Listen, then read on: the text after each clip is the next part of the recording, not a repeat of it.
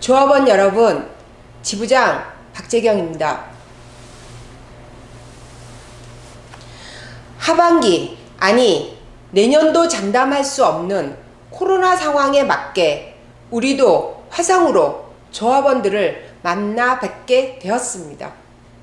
생전 처음 겪는 코로나 시대를 맞아 얼마나 많이 가슴 졸이며 생활하셨습니까? 또한 우리의 처우와 고용은 어떻게 될지 많이 궁금하시리라고 봅니다. 지금 전국의 교육청들과 노동조합 간에는 우리의 처우를 결정할 2020년 집단 교섭이 진행되고 있습니다. 오늘 여러분들께 임금 교섭의 내용과 투쟁, 중집의 결정 사항 등을 자세하게 말씀드리도록 하겠습니다. 강원도에서 학비 노조의 깃발을 세우고 난 뒤 2012년 우리는 난생 처음 강원도청 앞에서 분홍색 조끼 물결로 학교 비정규직의 존재를 알렸습니다. 그날의 벅찬 감정을 잊을 수가 없습니다. 힘은 들었지만 그날 느끼셨던 두근거림과 뿌듯함은 아직도 간직하고 계시리라 봅니다. 또한 우리는 급식비 쟁취를 위해 10일이 넘는 단식 농성과 쏟아지는 폭우를 뚫고 총파업을 성사시켜 끝내 승리하였습니다. 우리는 그렇게 단결하고 투쟁하여 급식비와 상여금, 근속수당, 명절 상여금 등 수많은 처우를 개선하였습니다. 후배 조합원 여러분, 여러분들의 처우를 개선하도록 투쟁해 주신 선배 조합원들께 그동안 수고하셨다. 격려의 박수를 한번 쳐주시기 바랍니다. 박수를 치셨나요? 자, 그러시면 또 한번 안아주시고 등을 토닥여 주시기 바랍니다. 수고했어요 라고. 자, 또한 승리의 신화를 써온 뒤에는 학비 노조의 자랑스러운 간부님들의 투쟁에 대한 열정과 헌신이 있었기에 여기까지 올 수 있었습니다. 이 사진을 보시기 바랍니다.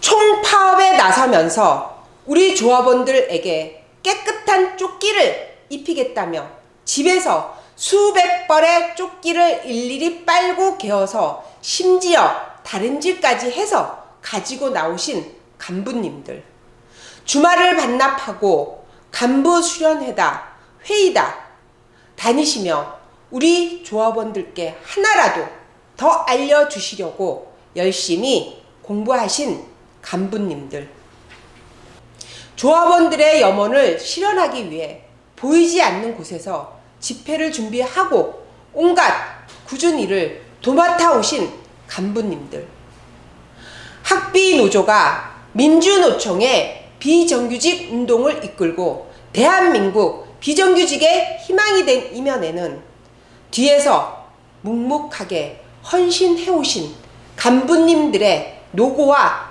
땀이 배어 있음을 우리 조합원들은 기억하고 있습니다. 진정으로 머리 숙여 감사의 인사를 드립니다.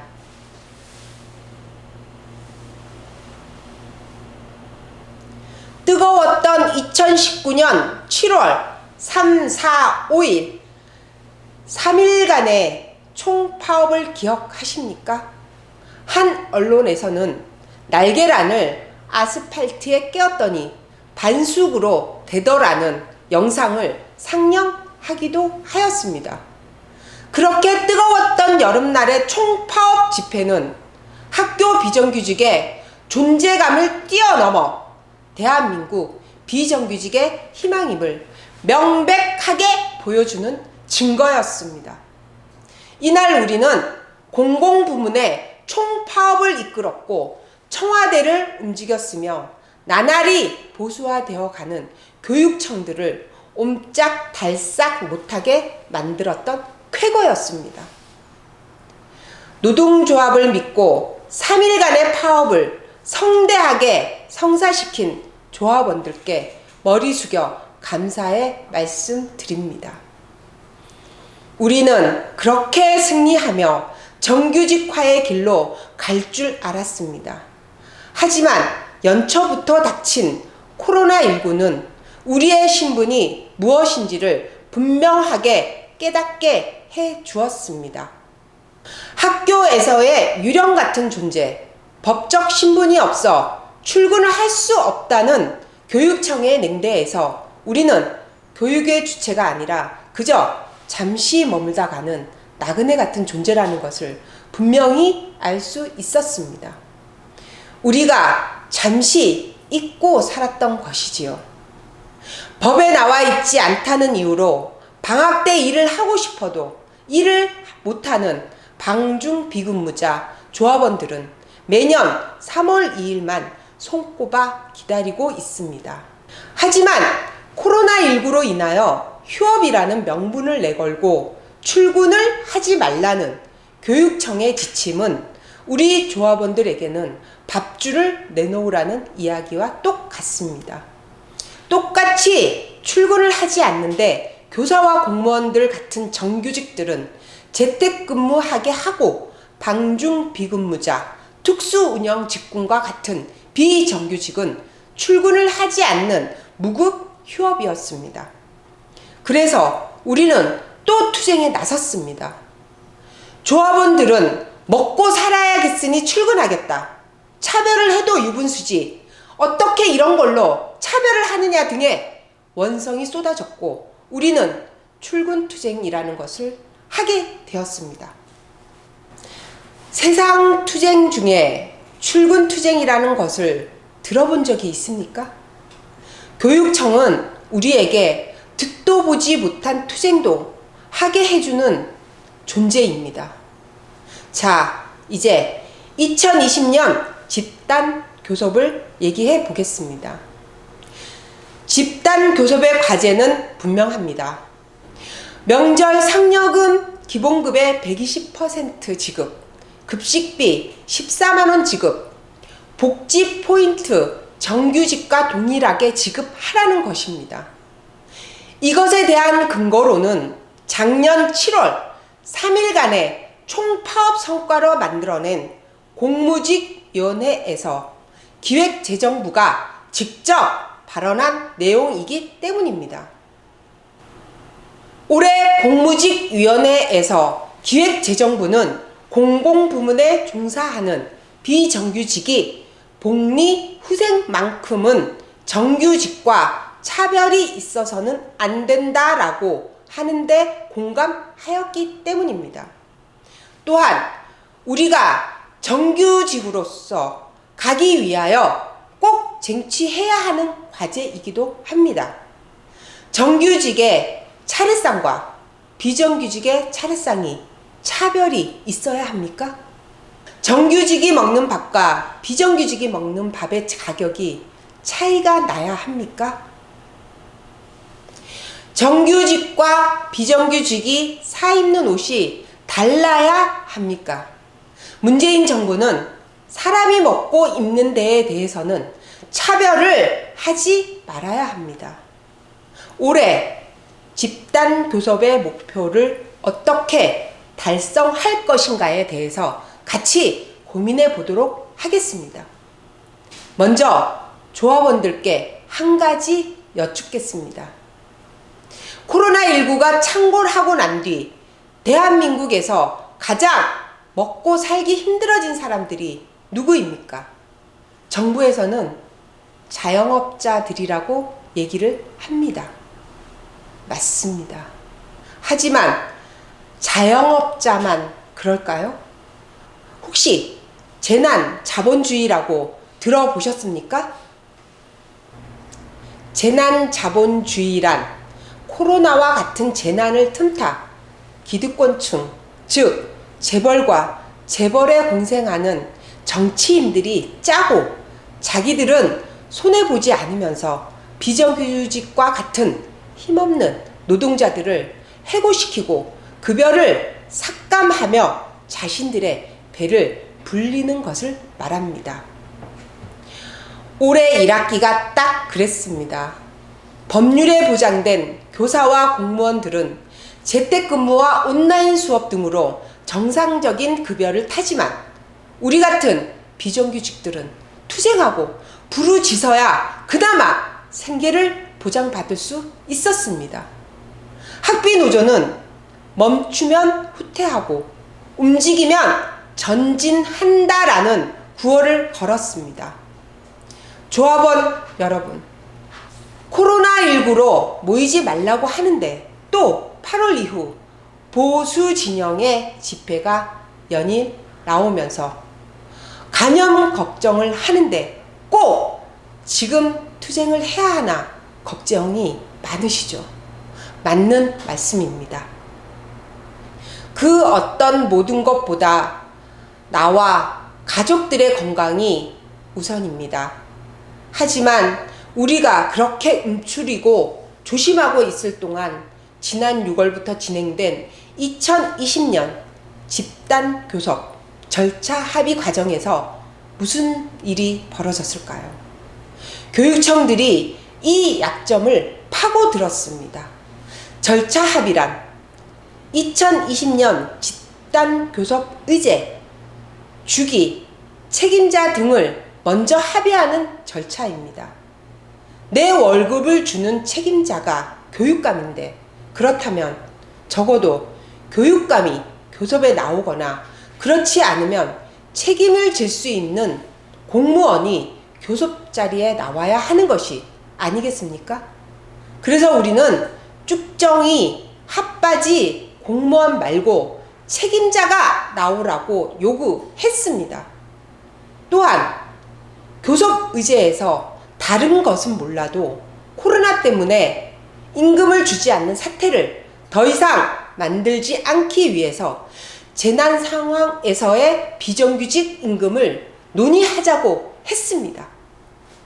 하지만 교육청은 너무나도 당연한 우리의 요구를 거부하였으며 교육감들 또한 핫바지 쭉정이 공무원에게 집단 교섭을 미루어 놓고 거들떠 보지도 않았습니다. 이것이 현재 교육감과 교육청들의 행태입니다. 소위 진보 교육감이라고 하는 사람들이 학교 비정규직을 대하는 태도에 또 한 번 분노하지 않을 수 없었습니다. 그래서 코로나라고 가만히 있으면 저들은 우리를 절대 봐주지 않으며 오히려 지난 10년간 쌓아온 우리의 성과물을 빼앗아 갈 것입니다. 전국 학비 노조는 올해 상반기 누구도 투쟁하지 않을 때 홀로 투쟁하였습니다. 우리 간부들의 헌신성과 조합원들의 노동조합에 대한 믿음은 정말로 민주노총에서 타의 추종을 불허하는 노동조합이기에 가능하였습니다. 코로나를 슬기롭게 극복하고 정부의 방역을 지키며 투쟁하는 방법이 있습니다. 노동조합을 믿으시고 학비를 믿으시고 함께 해주시면 안전한 투쟁이 될 것입니다. 첫째, 국정감사장 앞에서 지부 간부 투쟁입니다. 국회의원들은 걸어다니는 입법기관이라고 이야기들을 합니다. 하지만 이들이 우리의 이야기를 들어주지 않기에 직접 국정감사장 앞으로 가서 투쟁을 할 것입니다.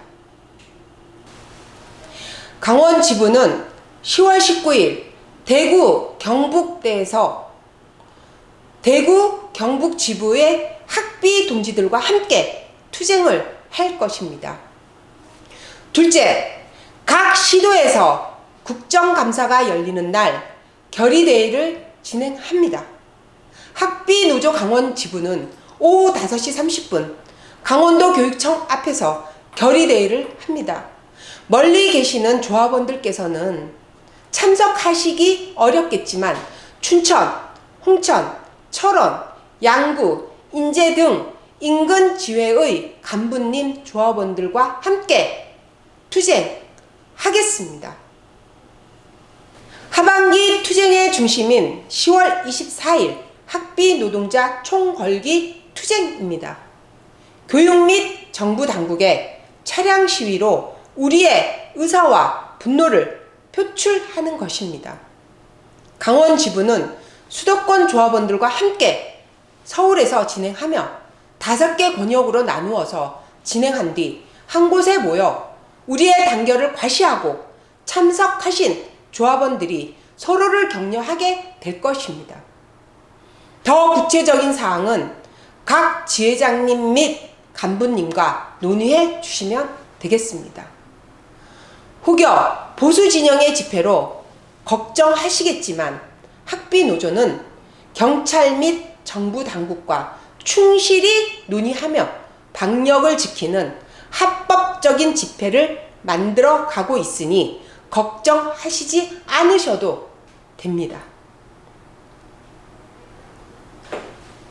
코로나가 변수가 아닌 상수가 된 지금, 예전의 방식으로는 우리의 의사를 표현할 수 없으며 여론이 모이는 지점으로 우리의 힘을 모아야 합니다. 10월 24일 오후 3시 조합원들께서는 유튜브로 학비노조의 온라인 집회를 시청하셔야 합니다. 이에 방법을 말씀드리겠습니다. 자, 그러면 같이 한번 해보시겠습니까? 첫째, 휴대폰을 꺼내어 유튜브 웹을 눌러주십시오. 누르셨나요? 그리고 난 다음에 우측 상단의 검색창에 돋보기 표시를 누르시고 학비TV를 쳐주세요. 다 되셨으면 좋아요, 손가락 표시와 알람, 종 모양을 눌러주시면 됩니다. 앞으로 학비노조의 많은 소식들을 학비TV로 시청하고 우리의 의사를 모아 국민들께 알려나갈 것입니다. 둘째, 똑같은 방식으로 검색창에 진보TV를 쳐주세요. 다 되셨으면 아까와 똑같이 좋아요, 손가락 표시와 알람을 눌러주시면 됩니다. 진보TV에서 우리의 이야기를 모아서 정치적 의사표현을 하도록 합시다. 조합원 여러분, 이것으로 끝난 것이 아닙니다. 학비노조는 10월 19일부터 조합원과 진보당, 비정규직 노동조합과 함께 뜻을 모아 교육공무직과 방과후 입법 청원을 합니다. 최근에 개정된 법에 의해 국회의원뿐만 아니라 입법 청원 동의자 10만 명을 모으면 교육공무직법을 입법 발의할 수 있게 되었습니다. 지난 9월 민주노총은 모든 노동자에게 근로기준법을 적용하는 내용과 중대산업재해 발생 시 사용자를 처벌할 수 있는 법을 모아 전태일 3법이라는 이름으로 10만 명의 조합원들의 뜻을 모아 입법 발의를 성공하였습니다. 이제 학비노조가 그 길을 가고자 합니다. 학비노조 6만 조합원과 가족, 진보당을 비롯한 진보진영, 우리와 뜻을 함께하는 많은 노동조합의 연대를 받아 교육공무직법과 방과후 입법 청원운동을 시작합니다. 민주당과 국민의힘, 보수 양당이 우리의 요구를 들어주지 않는다는 것이 너무도 자명해진 지금 우리는 우리의 손으로 직접 우리 법을 만들고자 합니다. 방법이 조금 복잡하기는 하지만 우리 조합원들이면 충분히 해낼 수 있습니다. 노동조합에서 문자를 보낸 주소로 들어가서 동의, 비회원, 인증 동의의 절차를 해주시면 됩니다.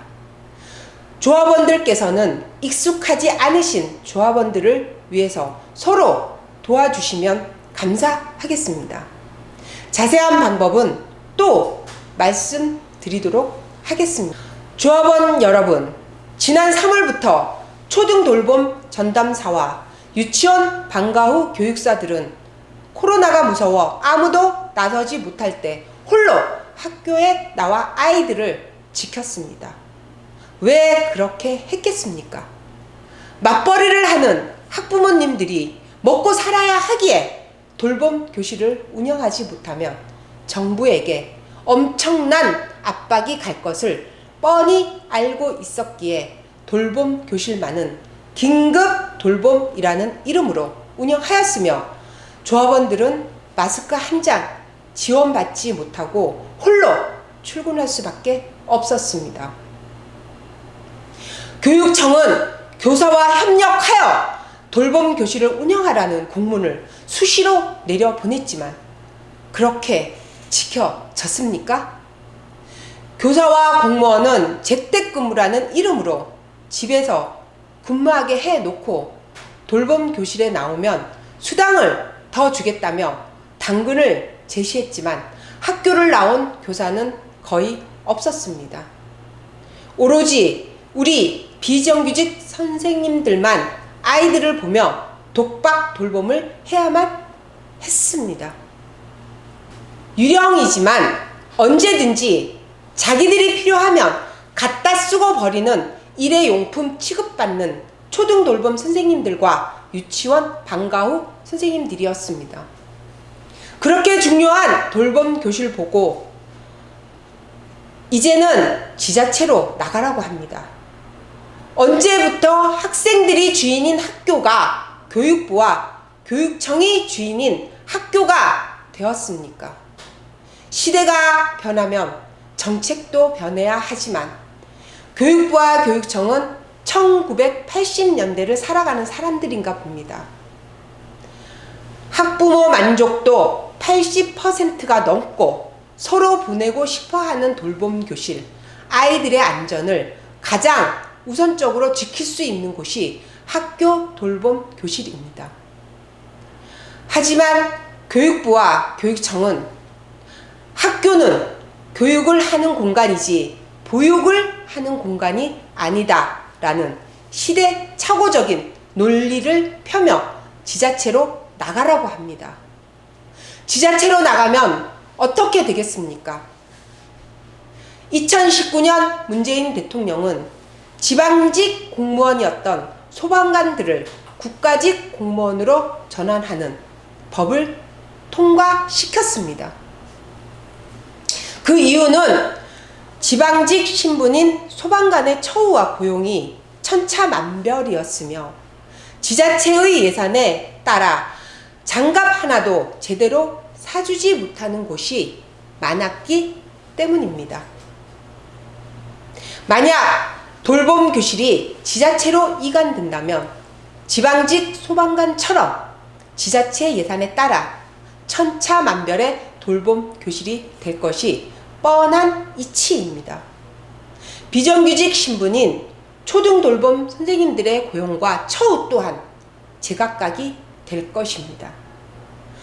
5년마다 당선되는 지자체장들의 의지에 따라 돌봄 선생님은 기간제로, 돌봄 교실은 민간 위탁으로 될 것이며 처우 또한 수십 가지로 나누어질 것입니다. 그나마 초등돌봄 선생님들의 처우를 조금이라도 개선해 왔던 것은 전국적인 단결과 투쟁의 결과물이었습니다. 방과 후 가정의 지자체 이관은 직종의 문제가 아니라 학교 비정규직 전체의 문제입니다. 왜일까요? 교육청은 돌봄 교실뿐만 아니라 교육복지 또한 교육의 영역이 아니라고 주장합니다.